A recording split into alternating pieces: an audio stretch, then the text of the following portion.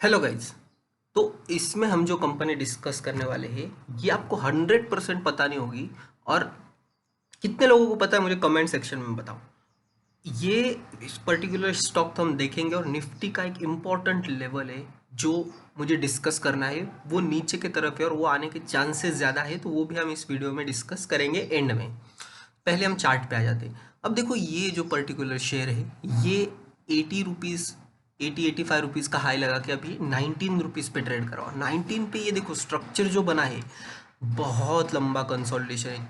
मतलब अगर मैं देखने जाऊँ तो देखो 2016 से 2024 तक ये ऑलमोस्ट 10 सालों तक 8 सालों तक ये एक ही जोन में ट्रेड करते रहा है और यहाँ एक अपवर्ड मूव आने का चांसेस है।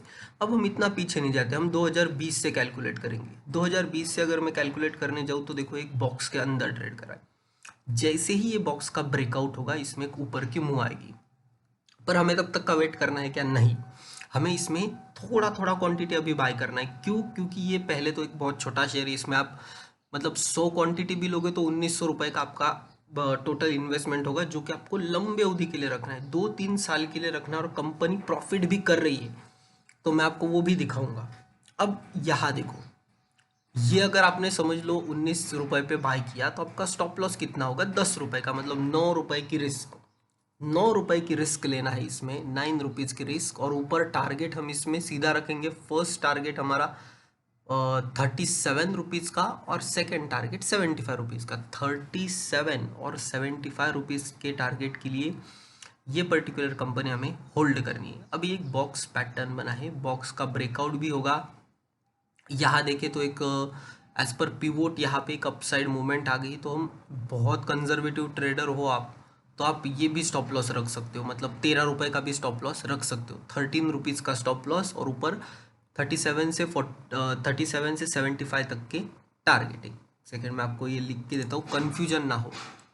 हमारा इसमें टारगेट है 37 का फर्स्ट टारगेट है और 75 का हमारा इसमें सेकेंड टारगेट है। और हमारा स्टॉप लॉस है 10 रुपए का। अगर आप 75 के टारगेट के लिए प्ले कर रहे हो तो 10 रुपए का स्टॉप लॉस है, और 37 के टारगेट के लिए अगर आप प्ले कर रहे हो तो 13 का हमारा होगा इसमें स्टॉप लॉस।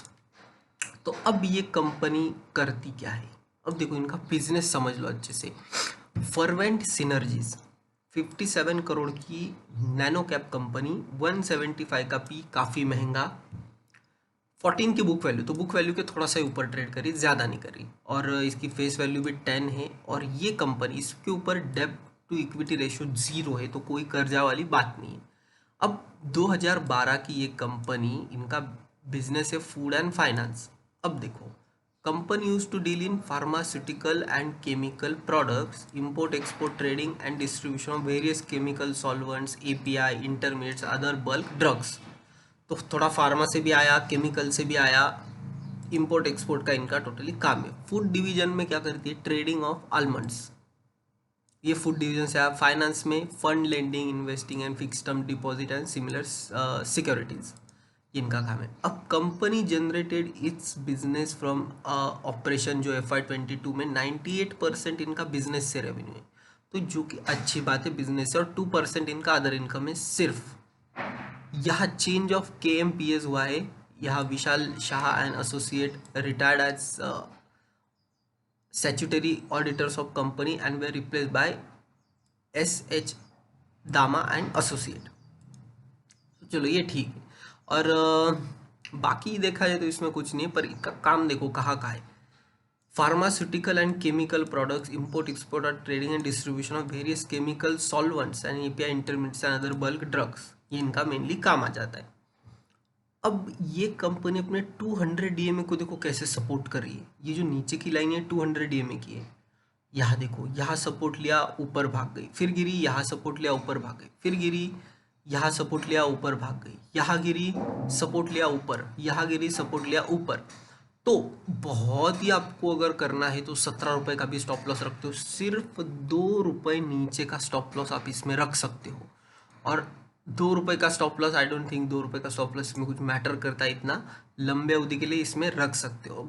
मेन काम क्या है, ये ऑलमोस्ट डेट फ्री कंपनी है। और डेबिटर भी इंप्रूव हो रहे 168 से 47 डेज, जो कि अच्छी बात है। और यहाँ प्रॉफिट देखो, कंपनी पहले नेगेटिव प्रॉफिट में थी, अब प्रॉफिट में आ चुकी है। 0.14 के आसपास प्रॉफिट है। और ओपीएम भी 43.75 के इन्होंने मेंटेन रखे दोनों क्वार्टर में। जून क्वार्टर में भी 43.75, सितंबर क्वार्टर में 43.75, जो कि मेंटेन रखे इन्होंने। अब कंपनी के वाई वाई में ग्रोथ देखो तो वाई वाई अच्छी ग्रोथ है। 0.28 के सामने नेगेटिव 0.18 था, मार्च 23 में पॉजिटिव 0.48 हो गया। और टीटीएम बेसिस पे कंपनी ग्रो कर रही है। 0.62 करोड़ के प्रॉफिट में कंपनी है। और 12 के ओपीएम, ऑलमोस्ट 13 के पकड़ लो, 12.92 है तो 13 के ओपीएम पे ये चल रही है अभी। यहाँ बैलेंस शीट में देखो, रिजर्व्स इनके पास 13.5 करोड़ के है, बोरोइंग जीरो। इन्होंने अभी तक कर्जा लिया ही 2012 से इन्होंने बोरोइंग ली ही नहीं है, तो कि जो कि अच्छी बात है। और टोटल एसेट 27.57 है, टोटल एसेट इंक्रीज हो रहे। और नेट कैश फ्लोज में कंपनी -0.07 है, तो यहाँ थोड़ा सा नेगेटिव है, पर इतना कुछ मैटर नहीं करेगा। अब कंपनी के जो डेबिटर है 289 से 0 हो चुके थे, अभी 47.30 आ चुके, जो कि कुछ मैटर नहीं करेगा।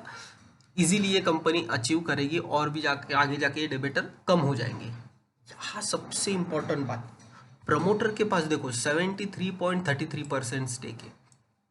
तो 70 का 73 कर लिया, मतलब प्रमोटर ने यहाँ बाइंग कर ली, जो कि अच्छी बात है। प्रमोटर ने कुछ स्टेक बाय कर लिया है ये कंपनी में। और पब्लिक के पास 26.66% है। तो मेजोरिटी स्टेक होल्डर यहाँ पे प्रमोटर है, ठक्कर फैमिली इनके प्रमोटर है, जो कि एक बड़ा नाम होता है। और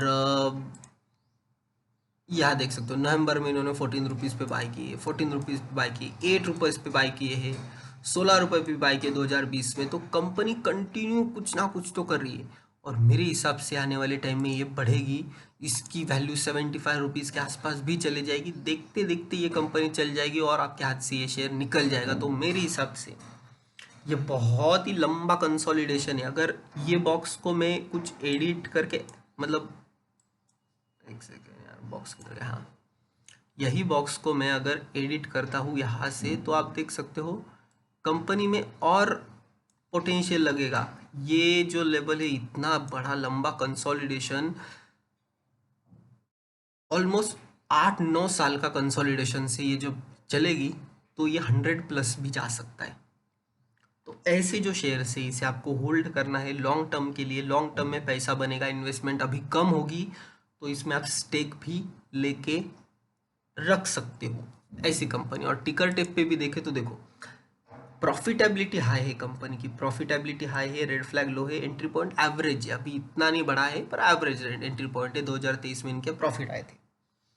तो ऐसी कंपनियां चुनो जहां प्रमोटर होल्डिंग अच्छी है, और प्रमोटर होल्डिंग भी अच्छी है और प्रॉफिटेबिलिटी भी ठीक ठाक चल रही है। तो यहाँ 73% पूरा अनप्लेज्ड है और रिटेल सिर्फ 4% है। तो ये कंपनी में मेरा भरोसा बढ़ रहा है, इसे आप होल्ड करके चल सकते हो लंबी अवधि के लिए।